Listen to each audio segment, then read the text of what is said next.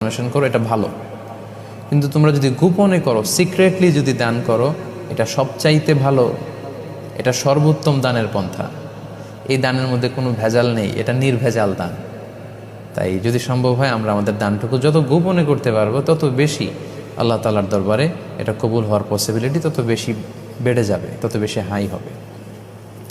পাশাপাশি এই হাদিসটি তো আমরা অনেকেই জানি যে আল্লাহ তাআলা কিয়ামতের কঠিন ময়দানে 7 শ্রেণীর ব্যক্তিকে তার আরশের নিচে ছায়া দিবেন, যেদিন আল্লাহ তাআলার আরশের ছায়া ছাড়া আর কোনো ছায়া থাকবে না, আর কোনো ছায়া থাকবে না।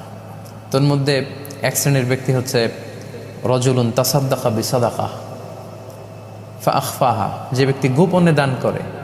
7 শ্রেণীর মধ্যে এক শ্রেণীর হচ্ছে ওই ব্যক্তি যে গোপনে আল্লাহর রাস্তায় দান করে, এত গোপনে দান করে যে হাত্তা লা তা'লামা শিমালু মা ইউনফিকু ইয়ামিনু, তার ডান হাত কি দান করে